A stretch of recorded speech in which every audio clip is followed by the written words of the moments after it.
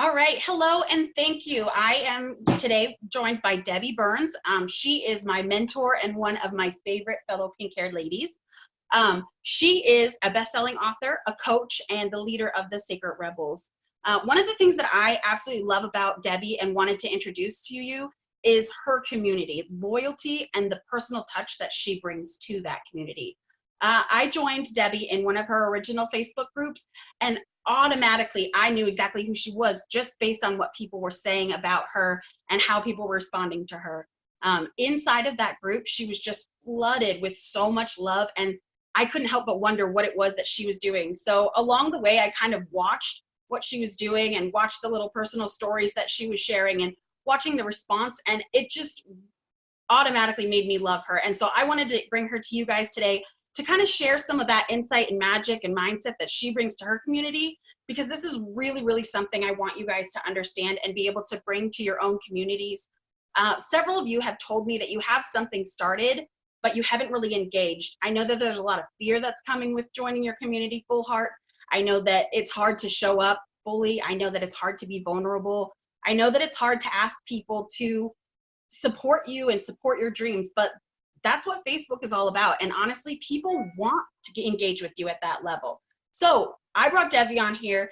Debbie, your group is fantastic. I absolutely love the people that I've met. I honestly have so many friends that I have made just from that group because you cultivate this happiness. So I would just love to know, when you were making your group, like, tell me about how that beginning journey kind of looked, what your mindset was, and then how that kind of grew since, you really started, because it's been a little while now. It has. It's been a couple years. I've actually grown several groups. And as I've learned more about who I am and what I'm bringing to the world, those groups have actually changed. And we were chatting that a little bit before we jumped on the call. And so one of the first things I want to call out to anyone in your group who's like, communities and what am I starting and where is it going and what's going to happen, is to let go of the expectation that it has to be something or that you have to keep it forever, because there is something about community building that teaches you what you really love and where you really want to go. And so to be flexible in that process of growing your tribe, to allow yourself room to make determinations, right? Like I never get stuck in doing something just because that's what you've done in the past. It's like, no, I've gotten here, I love it or I don't love it, or things have changed. So I'm going to responsibly hand off a community and grow in another direction. So when I started in, one of my very earliest communities was around chakras. I had started an energy company with this woman who was so phenomenal and so amazing in what she did in the intuitive world. And I was trying to bring that to the rest of us humans. And the thing that I'm always looking for in community when I start to build is, what do I want in a community? What is missing for me? And so in the chakra world, it was like, I'm just missing like some really practical, grounded approaches to intuitive, because I love people on the astral plane and who get all out in the clouds and in the skies, but that's not who I am. And that didn't feel comfortable to me at the time. And so I was like, what do I need? I need practical tips. I need people who can talk in language that I understood. I want a community of people who are maybe just discovering this for the first time, like I am.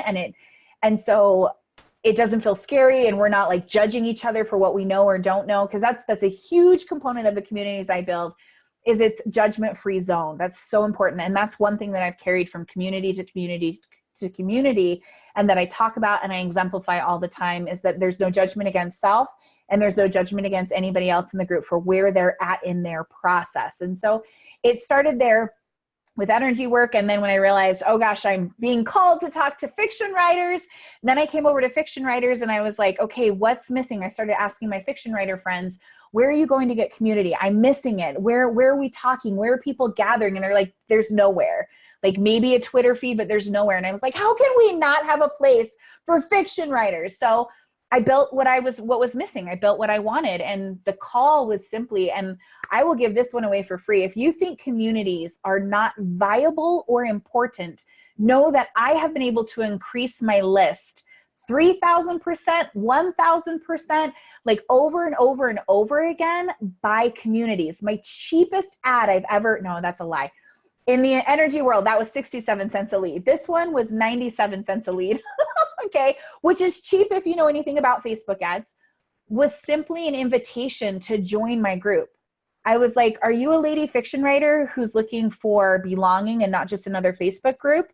Come join me, with high vibe, loving, blah, blah, blah people. It was like 3 sentences, and everybody and their dog signed up who was a woman fiction writer and came in. And that's because people are looking for more people like them who they can talk to, because oftentimes in our real world, and any of you who are coaches and authors and in personal development, you know this, in the real world, we're surrounded by people who don't understand what we're doing and kind of think we're crazy, right? For trying something new. And then we're looking for not just a mentor to lead us, but a community and a tribe of people who can be with us in that process. And that is the importance of community building. And if you can cultivate that into your community, which is simply understanding your people, their fears, their frustrations, their desires, what is it that they really, really want? My writers wanted to not feel alone. So what did I give them? A place where they didn't feel alone. They didn't want to feel crazy for loving really ridiculous, amazing things. So what do I give them? Really ridiculous, amazing things, because that's what they love. And even as I moved this over into the Sacred Rebel movement, same. Now I've added a gateway in the Sacred Rebel movement because I'm requiring a higher level of individual to play with me over there. And so that gateway is a membership. But the people that choose into that are really powerful, amazing human beings getting ridiculous results out of simply a Facebook group, because I'm willing to show up in a way that encourages them. I show up in authenticity so that my people can show up in authenticity. And now I like to joke, Amber, that everybody has dirty laundry, right? And we can talk about the fact that everybody has dirty laundry, but that doesn't mean we need to turn it inside out and show the stains, right? So authenticity to me is being able to show up and share the powerful, raw, and real moments that matter to my people. So I'm not telling them everything that's going on in my life. It's not a drama zone. This isn't the Kardashians happening over here. This is real and raw when it matters to their growth, right? So I had a fight with my husband. I'm not going to go into details about what that fight was, but I am happy to share that I fight with my husband because this is what we learned in the process about who I am and who he is and how we move forward. So going back to your first question of like, how did I even start pulling this all together? It's understanding what your people are looking for and giving it to them in a place or from a place of realness, because your people don't want perfection. They really don't. I know the ones that go through your books and are like, oh, there's a typo. I just know those people they're not mine. You're not meant to be in my community if you think a typo is the end of the world. But what it does do for community is it gives them a place to continue the conversation with others like them. And I don't know if I'm getting ahead of anything, Amber. I'm just talking off the handle and I'm just like sharing all this stuff. I love it. You're like perfectly leading into my second question. We touched a little bit about like the perfectionist thing. I know that is such a hang up, especially with you guys and being busy business owners. You feel like you have to carry this, torch. You have to be perfect, that nobody's going to buy from you. If you're messy, that, your drama makes it so that you're not, desirable as a coach, as an author, as, somebody who sells a product, but that is just not the case. I find myself attracted to people more and more that are willing to share with me, little things like in your community. You're constantly just bringing these little nuggets, and it's never in this whole like, oh, my life is so terrible. It's, I'm having a rough day, and instead of thinking like this, I would like to move forward and think like this. And that brings in more conversation, and that brings in people reflecting on themselves inside of your brand and inside of your brilliance. And you can kind of control that conversation, and you can kind of get to know and use those to leverage those relationships and really, really up level your sales rate even. Absolutely. I just am curious what it was for you. Like, what was the kind of key turning point for being able to be so open and authentic? Because I know that that's really hard. It actually, let me think about that for just a second. I really think it was the catalyst that brought me into business in the first place. So just a little bit about my story, and I'll keep it super brief, is that I worked in corporate for the beginning years of my career life, right? And then there came a moment where I was like, they all lied to me. Like, I should have stayed young and in school. So going through corporate, I ended up at a small mom and pop credit union. So I left my big corporate job, kind of fell into this like baby version of my big corporate job, where I was held up at gunpoint and thought I was going to die. He told me he was going to kill me, put me on the floor. There's a whole story with that I like to share with my people, which led to post-traumatic stress disorder, severe anxiety, severe depression, high suicidality. And I ended up getting hospitalized for my suicidality. And that was probably one of the most shameful experiences of my life, or so I thought at that time, because, right, like only crazy people get hospitalized for this kind of stuff. But I learned so much in that process. And being hospitalized was one of the best things that ever happened to me. So coming out of that, I learned to start living life based on my rules and not other people's rules. That was a really powerful moment in the hospital of being told that I could do that. Because I was like, wait a minute, what? I get to design my rules? No, this is not real. Like it like blew my mind talking to this social worker that was helping me, but it was the beginning fruits. She set the stage for me to start going through my life and go, what do I want to keep? What do I not know about? And what do I want to get rid of? And in that process, I started learning how to let my voice be free and how to be open with what I was experiencing, because other people were having experiences, maybe not exactly the same as mine, but you don't have to be hospitalized to know what depression is like. You don't have to be hospitalized to suffer from anxiety. And I started seeing that and was like, here's my story. This is what I did to get past it. Like I stumbled into personal development and was like, oh my gosh, there's this whole world of amazingness.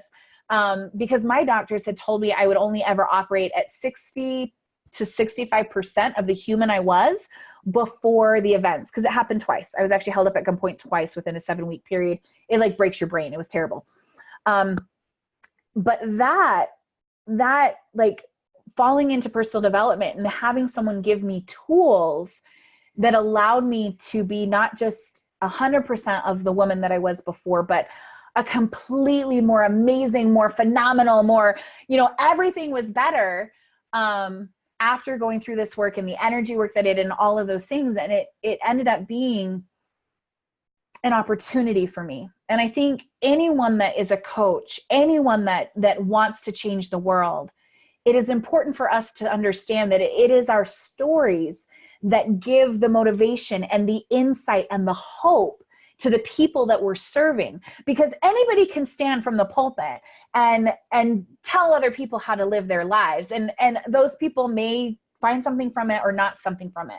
But when we can say, look, this is where I was. These are the things that I went through. Here's the steps that I took, and look at where I am now. They in themselves get to go, oh my gosh, that can happen. You can be here. Because anyone meeting me for the first time would never know I was a shut-in. You would never know that I spent at least 2 to 5 years of my life hiding in my home, afraid of the outside world, going out for maybe an hour at a time and having a signal with my husband. So if at any point it was too much, I could give him the signal and we would leave. You would never know that he spent 5 years of his life going to work every day, wondering if he would come home and if I would be alive or dead. Like, people don't know that about me. And so if I only let them see this version, how do I inspire them to move from where they are now, which sometimes is that, not even hopelessness, but just like, this is my life and I don't know that I could have something different. They won't know that unless there's someone to be open with them. And again, it's not about turning your underwear inside out and sharing everything on the planet. And I like how you said that. It's not about vomiting on your people and just being like, "What a terrible day, life sucks."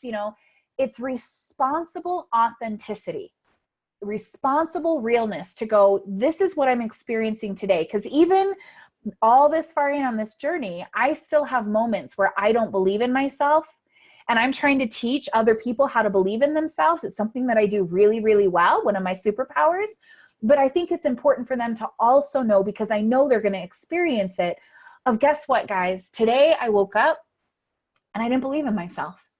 Today I had these issues show up and I saw my imperfections and I wasn't sure if I could make a difference. And I'm going to tell you what, it sucks and it hurts. But you know what I did? Here's the tool that I used. And here's how I turned it around, like you were saying, because they need to know that that can happen for them too. If we're holding up this standard of perfection, they will never be able to reach it. And your words may say, oh, no, you don't have to be perfect. But if you're trying to show up in perfection, your example is telling them that that is what is required for them to have what they want in this world, or to make the difference in their world. And that doesn't help anybody. If you're here to help transform the world, we've got to help people see that that transformation can happen even in imperfection, because we're human. We're going to make mistakes.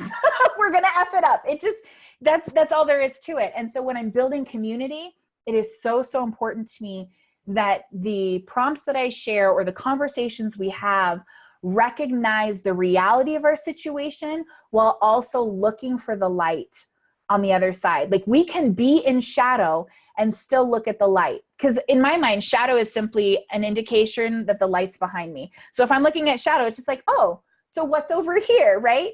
And that's what I feel community does, is it allows us to extend the conversation and to practice real time what our books and our programs and our websites are sharing with people, which creates Stark Raving fans. It creates brand ambassadors.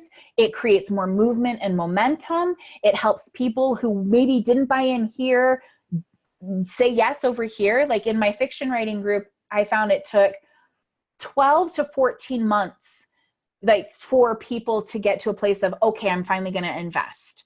That's a long time. And I had my early adapters, right? There's always a small group of early adapters that jump in and are like, yes, I'm in.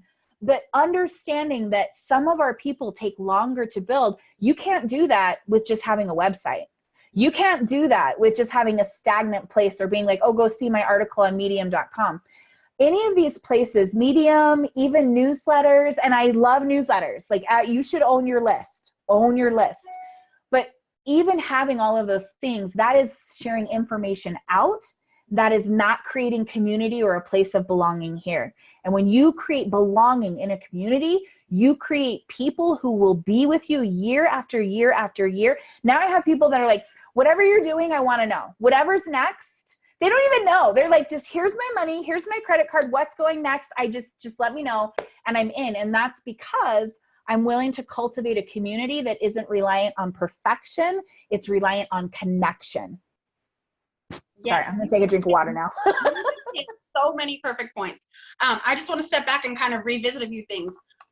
Prompts. First of all, you were talking about that. I want people in this group to really understand what that means. So prompts are your Facebook posts, those things that you're throwing out into the group to see what people are responding to. You need to use that as basically your market research. Ask them what they want to talk about. Ask them where their struggle is. Ask them what products they would like to see from you. Ask them what they're missing. Those kind of questions are going to get more and more responses. I throw them out into Leverage to Scale group all the time, because when I started this group, me and Amber were not sure what we were going to do with it. We just knew that the business owners and the VAs and the people with Leverage to Scale needed a place to start communicating, and we needed to really spread the message what Leverage to Scale was. And so now these prompts are really helping develop, and you guys are telling me that beyond having an amazing VA that can manage your social media, you need to really understand how to use social media to sell your product, to sell your coaching, to talk to your audience. So that's what prompts are. And then from that, when you get the answers to your question, adapting and taking those answers to heart and using them to better yourself and bigger yourself. I also wanted to touch base on your new group where you mentioned a membership program. I don't think people think about that. A lot of groups that you're in, like this one, they're free. Like, you can join, you can pick Amber's brain all day, and you're going to get kind of a lower level answer. But there are groups out there that are membership, and if you have content that you maybe are not necessarily wanting to give for free, start with a lower level free group and give kind of a watered down version of that content and see who's biting. And then you can take and you can escalate them into a membership group. Because I know that I'm part of several where I'm just willing to pay the $20, $50 to hear this brilliance every day and to be part of that conversation and to, have access first to those products or those coaches. And so I really think people need to start understanding with community that it's not just you dumping away free information. It's you cultivating relationships with people, and it's you figuring out what your next is inside of a community of people who are then going to become your ambassadors. They're going to bring more people to you. They're going to carry your products and sell them more. Like, that's really what the whole point of building a community is. And yes, it might feel time consuming, but that's just because you need to take the time to narrow in on that conversation, and then it's seamless. Absolutely. And it can be programmable. So anyone who has never run a group before, I highly recommend running a free group before you try to do a paid group. Like, get the cadence of that, get the understanding of that, because it is a conversation. It is a connection. It is about, I like to call sales winning through impact. Sales follows impact in human beings. So if you can create impact in your group, and that doesn't mean giving the farm away for free. Like, if I look at the prompts, I can look at them in Creative Central. I can go all the way back to World Tree. I can look at what I'm doing with Sacred Rebels. And it's like, what is the question that they need to hear this week? What is something that's going to help them dig a little bit deeper? And I've learned not to go too deep, because too deep and free, they're just like, this is too much for me. So play with it for free. But all of the prompts that I use are scheduled in, I use Smarter Cube, but you can use Me Edgar, you can use Hootsuite, you can use any of those things. But I've played with my prompts enough, and then I have them programmed out. Some of them, Mondays, I have 8 prompts. Tuesdays, I actually have 52, because I'm asking them something different every week about their soul skin, which is an Aura thing. It's a Sacred Rebel thing. And then to help them dive deeper into that and have that conversation with themselves. And I'm always inviting people to share their breakthrough. And I make it safe by being like, if you feel prompted or whatever, like, please share your breakthrough. This is a safe space. And I've cultivated a safe space. As soon as someone is unsafe, they're out. Done. End of story. I don't play with safety in my groups. Like, it's just like, it's done. It's over. But like, and then, so anyway, I have different posts, but they're all scheduled. So setting it up in the beginning can feel daunting, but you just need to ask yourself, especially those of you that are coaches and authors, what's your framework? What is it that you're teaching people? What are the steps that you're teaching people? And what prompts can match with that step? And you can just put a prompt up there that's like, hey, have you thought about this, right? And then you weave in the questions that Amber's talking about to get more information on what they like and what they don't like and what they want to know more about. And then you just program that into so now my Sacred Rebels membership, all of those prompts are set for the entire year. They're set to rotate. They do their thing. And now I can just show up when I'm like, guess what? I had this breakthrough today. I was journaling this morning. That's what I share in my groups. It's like, guess I was journaling this morning, and this is what I like learned about myself. Or I took that prompt today that we had for our essence, and I asked that question to myself, and this is what came up for me. What came up for you?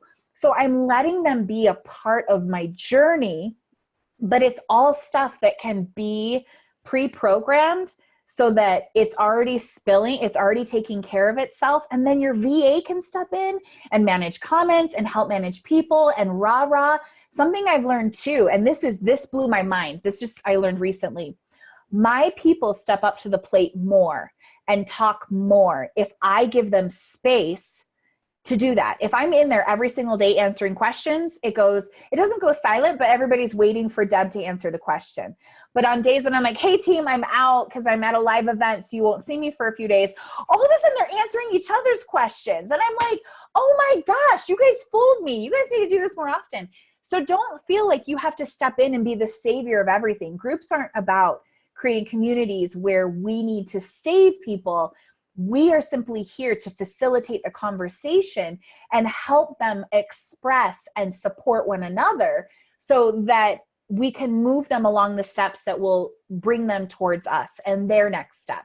Because you can watch the conversations, you can watch the breakthroughs, you can watch the come aparts. And then it's like, oh, guess what? Now I know what to design or what to share with them. Right? I'm listening to my people. My people want live stuff. They want more time with me. They want, okay, great. Guess what, team? Doing a live event. It's coming up. Get your ticket. Let's make it happen. But it's all happening because I've chosen impact first, and I'm getting the systems in place that will support the impact that I want to make. Yes, that is amazing. You honestly keep leading perfectly into my next topic. Yay!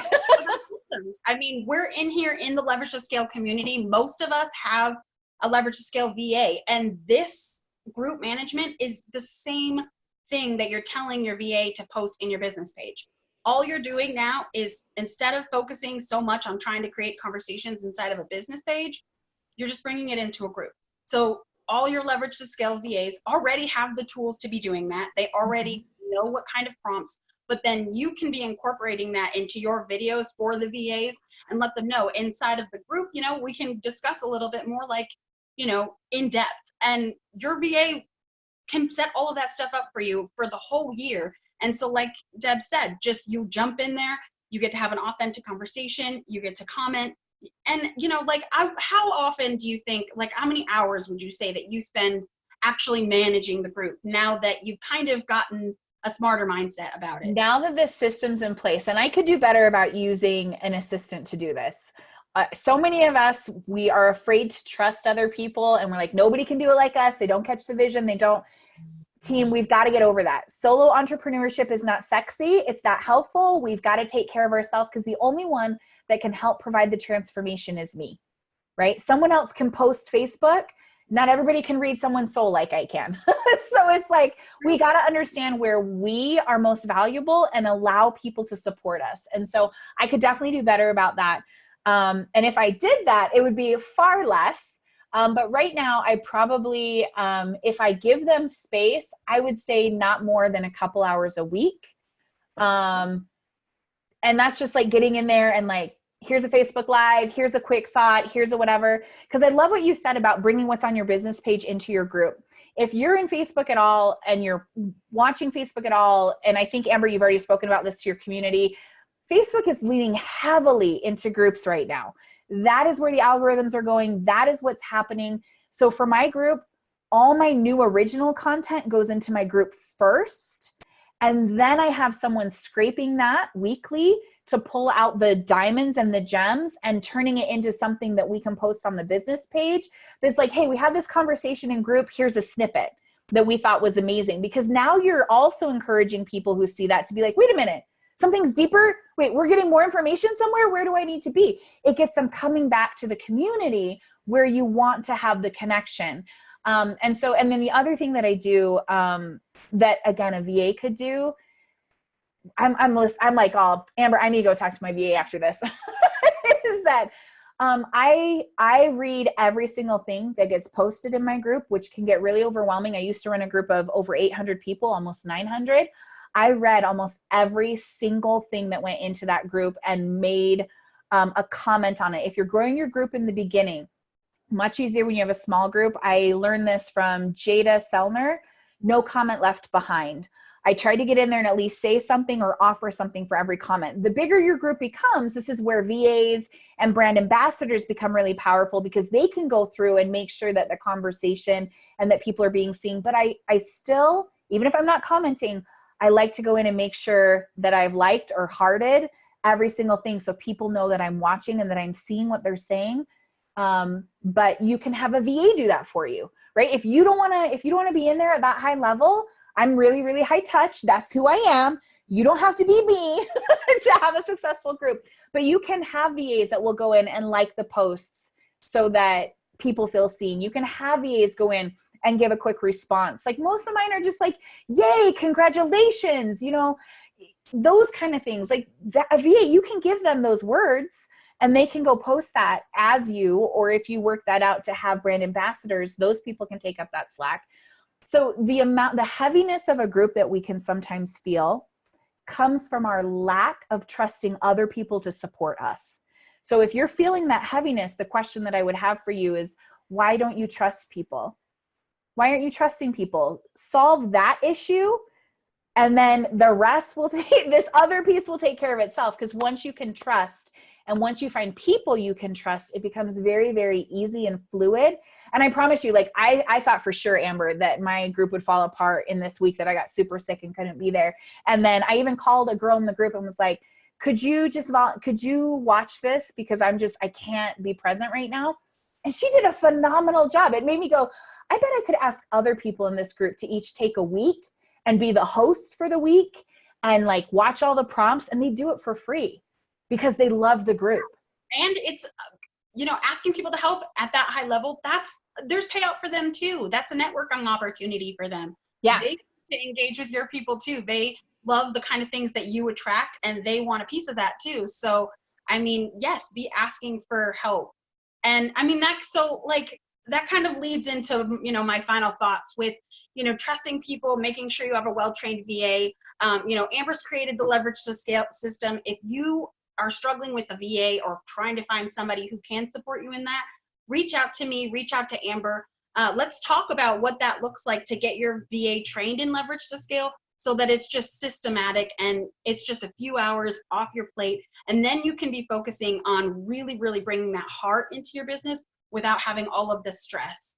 So thank you so much, Amen. Debbie, for coming on and answering some of my questions. This has been amazing. I could talk for hours. I know, But right? I really, really appreciate your time. And thank you for this brilliance. Do you have any other final thoughts for us? I would just say, with the VA thing, don't stop at the first one. If you bring someone on and you're like, it's not a good fit, that is not an indicator that it's never a good fit. I've made that mistake. Just lovingly release them and go to the next one. Like, be willing to search around. It's like anytime you find a doctor, a dentist. Yes. And you will find that one. Absolutely. Thank you so much, Debbie. I hope you have a great rest of your day. Thank you. Thank you for having me. I appreciate you guys. And yes, community. Build community. It matters. It matters.